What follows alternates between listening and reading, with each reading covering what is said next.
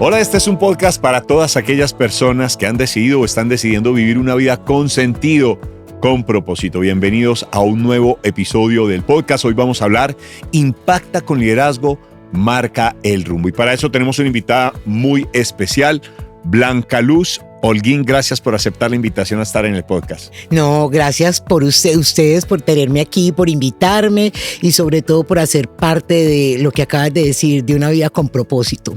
Qué rico. Blanca es una mujer que por más de 40 años lideró equipos de radio y televisión, apalancando artistas. Es una coach de innovación, fruto de su conocimiento y experiencia profesional.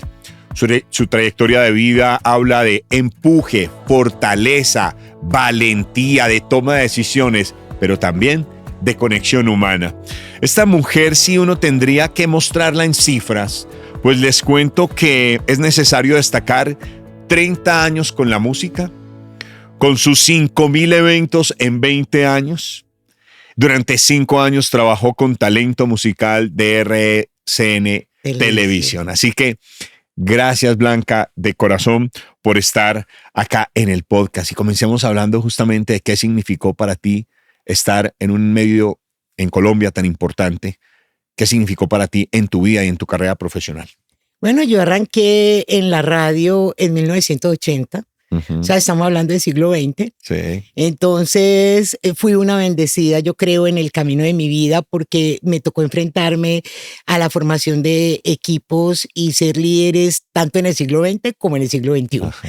Y es como romper el paradigma de todo lo que nos enseñaron y como con todo lo que nacimos, de aquí era duro con el problema y suave con las personas. Era la frase del siglo XX, claro. Pero la frase del siglo XXI es nada es personal.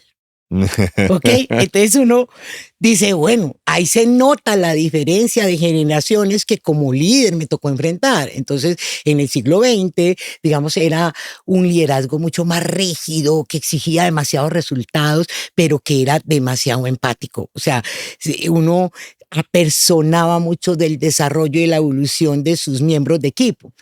Digamos, hoy en día con su tema de que nada es personal, que sí les da una paz mental y una tranquilidad enorme a todos los que podemos separar el tema humano del tema profesional, es todo como más frío. Digamos, ya no hay, exige más motivación para crear equipos con pasión en este siglo que en el siglo pasado. Uh-huh. Todos teníamos un chip como que entraste a esa compañía, qué honor, allá vas a crecer, vas a hacer tu carrera.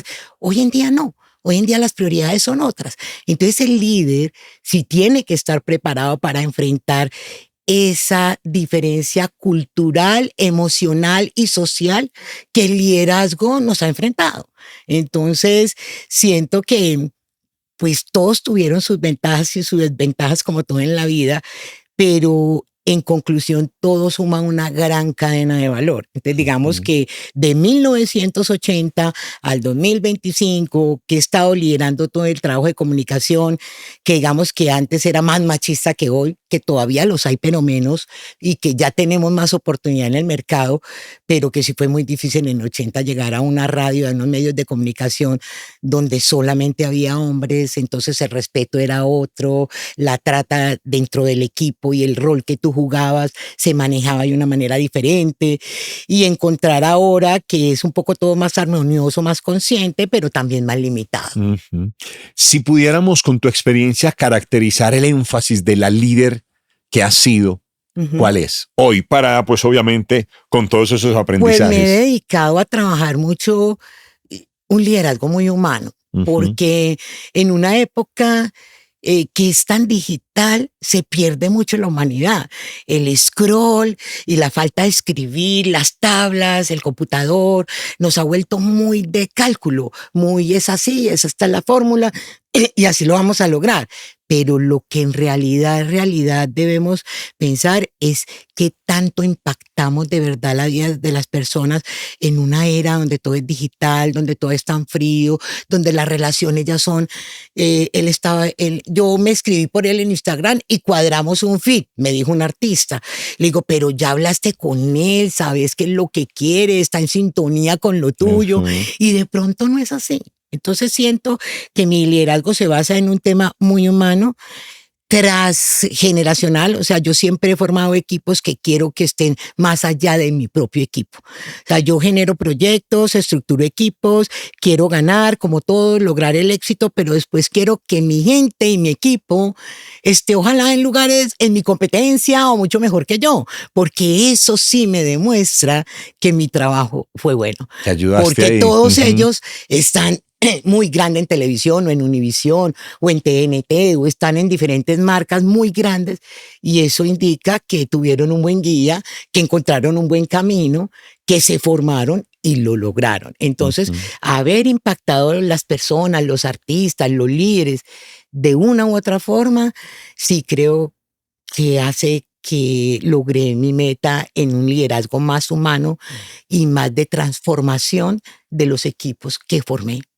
Tú dices que la conexión humana es muy importante en la conformación de equipos. Sí, ¿cierto? necesaria. Háblanos de eso y de esa experiencia, como lo viste en carne propia, liderando tantos equipos en todo este recorrido profesional. Bueno, yo creo que al principio empezamos como, venga, ¿qué necesitamos? Un evento, entonces armemos esto. ¿Qué necesitamos? Una emisora número 1. ¿Qué necesitamos? Un artista number 1. ¿Qué necesitamos? Un género que se posesione de una comunidad. Pues sí, necesariamente es humano. Claro. ¿Qué sonido quieren? ¿Cuáles son sus costumbres? ¿Cómo se mueven? Todo parte de la humanidad, no solamente de quienes proyectan, sino de a quienes les estamos trabajando. Entonces, siento que esa conexión hace que se logre más fácil el éxito, que el equipo se conecte más.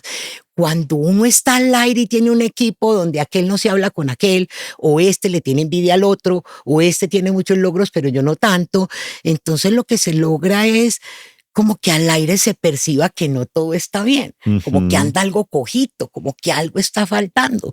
Entonces uno sí dice que todo parte de la humanidad, de tener alrededor gente muy sensible, gente que de verdad toque el alma con su pasión para lograr el éxito que quiere y cuando impacte a las personas que nos van a dar el éxito, pues ellas nunca lo vayan a olvidar. O sea, genere una experiencia tan memorable que eso lo haga cada vez más grande. La astrología, yo no sé si podemos decir, es una de tus pasiones eso o no va a sé ser cómo. un problema para ti cuando no se escuche en el podcast. Entonces, es una herramienta, voy a decirlo de esta manera, para ti. Cuéntanos un poco. Bueno, mira, yo te voy a contar, yo en el siglo XX que me gradué, Sí. pues digamos que allá aún la astrología y la astronomía estaban pegadas y era una sola ciencia. Tú sabes que eso después se separó con cosas que no es el podcast para debatirlo. Pero cuando tú conformas un equipo, tú empiezas a decir cuál es el éxito o la estrategia o lo que yo quiero alcanzar. Entonces, ¿qué tipo de equipo necesito? ¿Cuántos proactivos, cuántos no tanto, cuántos creativos, cuántos que sean accionistas, o sea, que de verdad muevan y cuáles son los que llevan la carga y cuáles son los dueños de la responsabilidad? Y la suma de todo eso, pues es lo que nos da el éxito y eso lo sabemos en todas las conformaciones de equipos. Pero el comportamiento humano es complejo. Entonces, así se rían. Quien crea, bienvenido. Quien no lo crea, pues también se lo respeto. Un Leo, por ejemplo, los signos de fuego, ¿ya? Tienen demasiada energía, pero es difícil conciliar con ellos, porque el fuego es autoritario, es directo. Uno necesita a la gente de tierra, la gente que lo aterriza a uno, el Tauro, el Capricornio, el Virgo, que son planificadores, que son organizadores, que no se le escapa ni media, ¿sí me entiendes? Y entre ellos se encuentra que la condición humana sí coincide mucho con ese comportamiento. Y si tú tienes en el equipo, en cada ficha jugando, una persona con un signo, unas características que estás buscando, te puedo asegurar que el éxito va a llegar a ti más pronto, porque vas a lograr esa armonía, esa conexión, vas a obtener menos diferencias, porque uno aprende de las diferencias y los fracasos y el equipo crece y madura con eso, pero sin hacerse daño. O sea, de una manera competitiva, pero sin hacerse daño, porque entonces o deja de producir, o deja de crear, o procrastina tu estrategia, o no logran la meta. Entonces, yo sí tengo muy en cuenta el tema de la astrología. O sea, siento que a veces muchas canastas de lo mismo pueden autosabotearse, pero tener esa diversificación permite ver todos esos puntos que necesitas ver como líder y darle la diferencia a cada problema o a cada solución. Cada uno saca ahí como su potencial. Su potencial. O sea, tú no le vas a mandar a un Virgo a que vaya y arregle un problema de última hora porque va a decir, yo se los advertí, yo se los dije y tú no necesitas eso en ese momento. Pero si mandas a alguien de fuego o a alguien de aire, lo más seguro es que en menos de un minuto entre el líder y él ya hayan encontrado la solución. Y yo que soy Aries, ¿qué me podrías hacer? Mío, ¿Para qué te sirvo? Yo te lo voy a decir. El Aries es uno de los signos más fuertes del zodiaco, siendo el niño de él, ¿ya? Pero es trabajador, es constante, pero a veces es demasiado primario. Entonces, tenle miedo a la reacción de un Aries, ¿ya? Porque a lo mejor él nunca quiere ofenderte, pero en su ligereza y ser tan primario te puede soltar una bomba que te paralice, porque tienen la capacidad de desarmarte en menos de 10 segundos. Con solo su argumento. Entonces un líder también tiene que estar listo para contraargumentar cuando el otro le está diciendo, mire, yo tengo esta y esta razón. Y pelear con un niño es complicado. Y no cumplir a sus deseos también. Y sucumbir a ellos es mucho más fácil. Entonces el Aries tiene esa capacidad. Es la cabeza, es el niño, es la pasión, es la emoción. Pero sí necesita de pronto más fuerza como el león y llegar a ver lo que va a pasar en futuro con su acción primaria o insegura en ese momento. Okay, o sea, afortunadamente me pusieron como nombre Diego León, para tener algo de León también. Ya tienes el fuego incorporado. Eso está muy bien, Diego. Entonces, para muchos puede sonar loco, pero si estamos hablando de liderazgo, de conformar equipos de trabajo, lo principal es tener equipos muy armónicos que entre ellos entiendan sus propias diferencias y que ellos se conozcan así.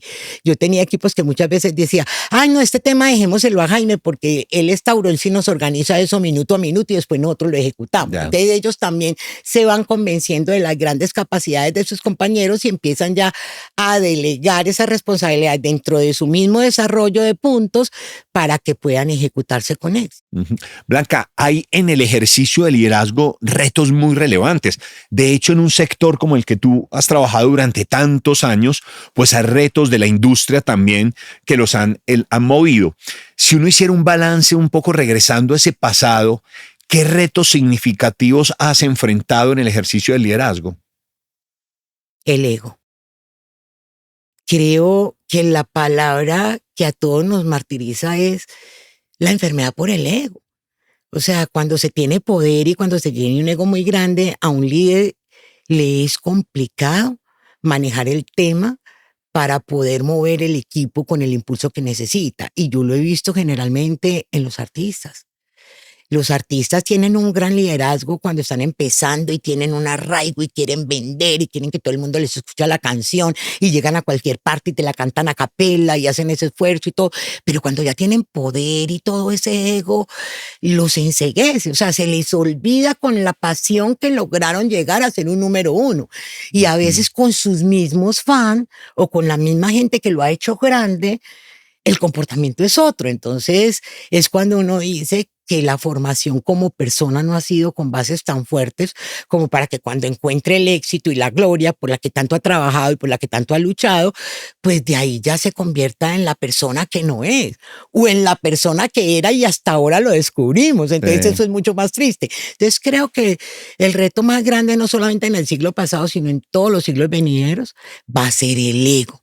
La falta de, como seres humanos, aceptar que el poder es una responsabilidad y que el ego es importante cuando uno tiene claro el valor de su propio valor, pero que no necesita sobreestoquearse ni sobrevalorarse porque deja ser el humano que lo hizo grande. Entonces, esa es la parte como que yo veo más complicada, el tema del ego, que generalmente llega por el poder. Voy a hablarle a tu ego, pero no desde el egocentrismo. Ajá. Sino está buena la aclaración, Diego. Sino desde el ego orgullo de haber contribuido a la vida de muchos seres humanos, de muchas personas que en 40 años seguramente tocaste a nivel profesional y personal, sobre todo por ese enfoque de conexión humana que nos hablaste al principio. ¿De quién te llenas de orgullo de haber ayudado y que son, no sé, quizás artistas o profesionales muy, muy referentes y que dejaron en ti también una huella especial? Por ejemplo, ¿en quiénes? Yo pienso que todas las personas que pasan por nuestra vida, sea para momentos oscuros, claros, brillantes o de mucha luz, siempre nos dejan un aprendizaje enorme. Sí, Y yo vivo muy orgullosa, es porque tengo una lista muy grande. Tengo un cuaderno qué lleno, lindo. porque sí me gusta mirarlos y también me gusta pasar y saludarlos y decirles, estoy feliz de lo que está sucediendo, me gusta, y también me gusta acompañarlos en sus momentos duros, porque creo que ahí está el verdadero coach, o sea, el verdadero acompañante, el que está en las buenas y en las malas. Ujú. Entonces, yo tengo una lista muy grande de artistas.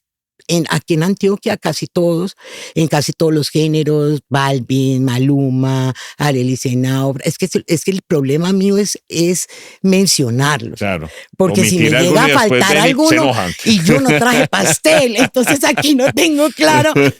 Todos, pero en realidad, o sea, mencioné algunos como para tener unos referentes, pero en casi todos los géneros, pues porque yo me especialicé en ser crossover, o sea, en conocer los catálogos de más de 16 géneros en 8 generaciones para poder programar, para poder ser número uno, porque tú no puedes liderar si no haces parte de lo que ya probaste. Ujú. Entonces, ¿cómo voy a hacer un equipo para que sea número uno si yo no he sido número uno yo misma haciéndolo? Claro. ¿Cómo aprobar a un artista que es número uno si yo no he contribuido para que ninguno lo sea? Entonces uno también tiene que ser muy honesto con uno mismo y decir, yo soy líder, pero ¿en qué he sido yo número uno? ¿En Claro. qué sí he sido un ganador? Y ahí sí me considero un líder de la camada que traigo para que sean ganadores.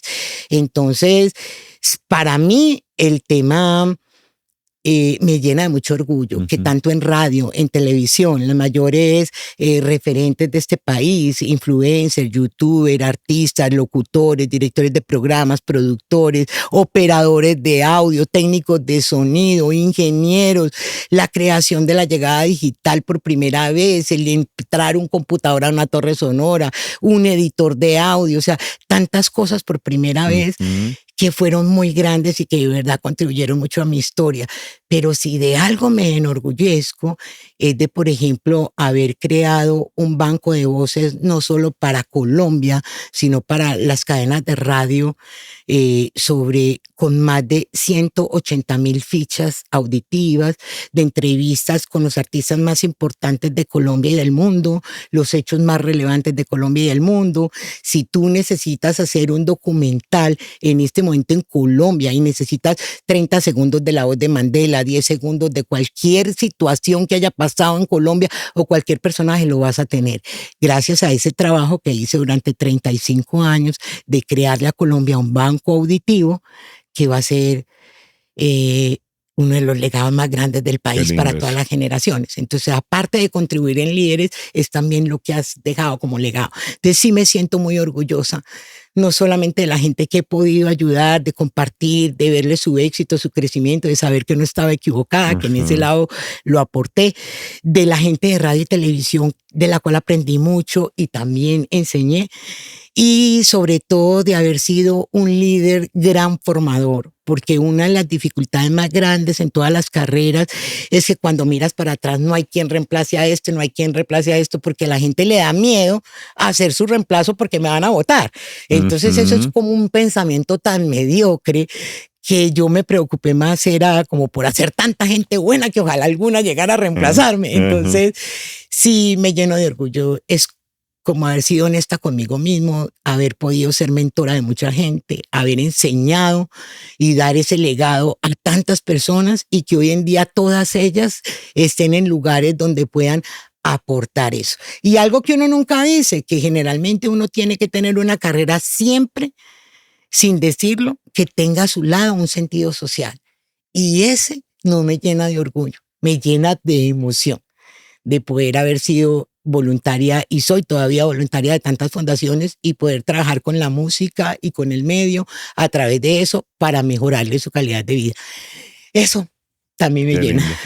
Y no quiero pasar del alto una expresión que acabas de tener hace un momentico y es en qué he sido número uno.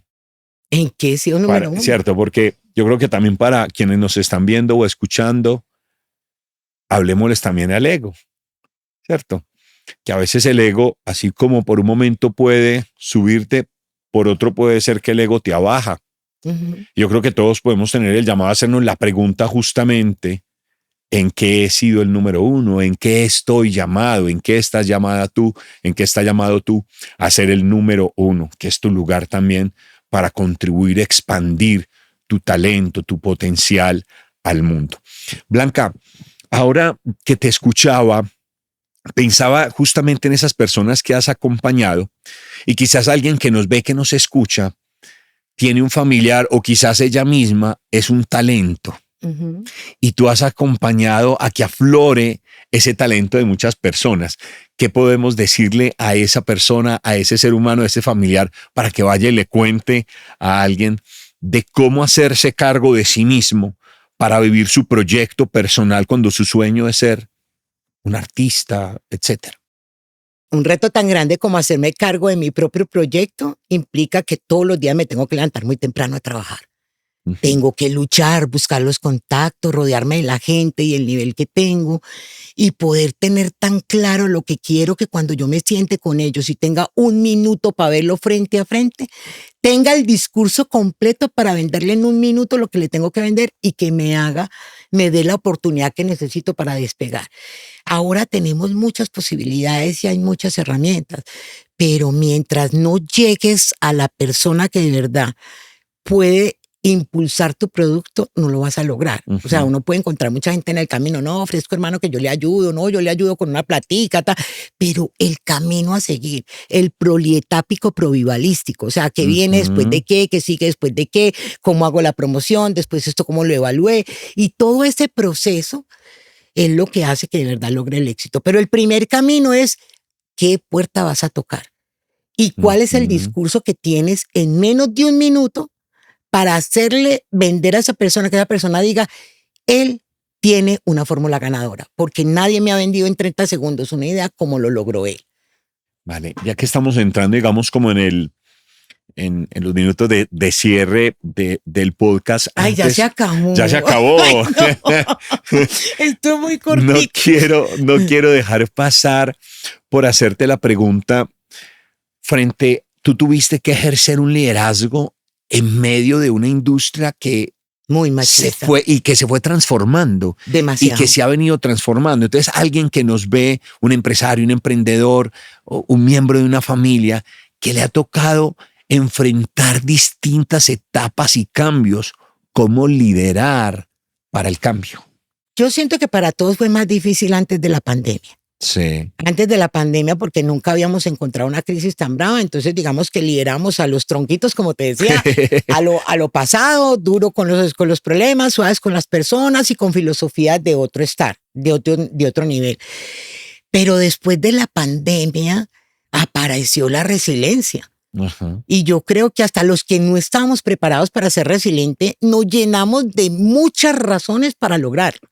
Entonces, yo creo que la mejor forma de superar eso es encontrar problemas como una pandemia que te vuelve resiliente, que te vuelve sobreviviente, que te vuelve recursivo y que te vuelve creativo. O sea, cuando yo estaba estudiando con los israelitas el tema de innovación, una de las enseñanzas de las cosas que más me desgastaba era cómo ellos con una situación económica tan difícil porque no tenían cómo invertir, no tenían tampoco a nivel de naturaleza cómo sobrevivir a unas sequías tan graves como las que son en Israel, y ellos tener un lenguaje tan sencillo como la función sigue a la forma y poder implementar un lavamanos que llene el tanque del baño y que cuando baje la cisterna no haya un desperdicio de agua.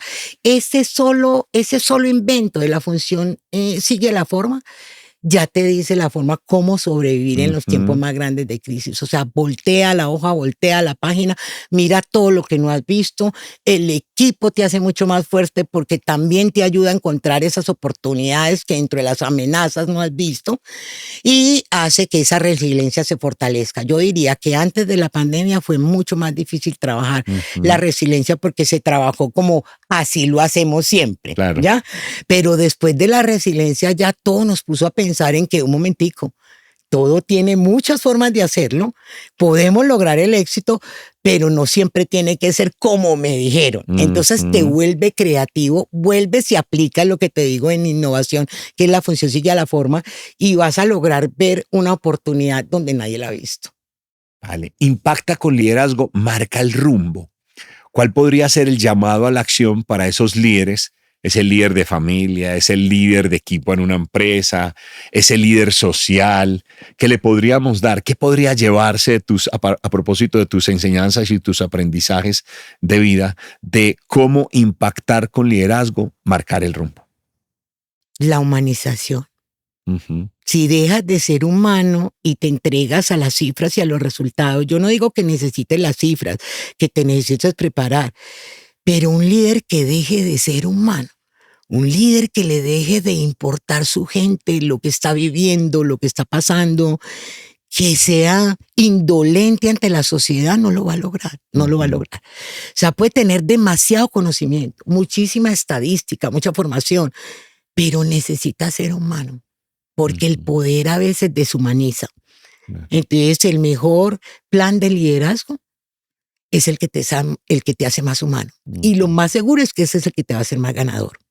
Qué lindo, que para ser más humano, pues hay que hacer ese viaje de vuelta, volver a nosotros mismos, liderar adentro para liderar afuera. Blanca, gracias por acompañarnos en el podcast de Diego Salazar. Qué placer, qué minutos tan rápidos que se fueron.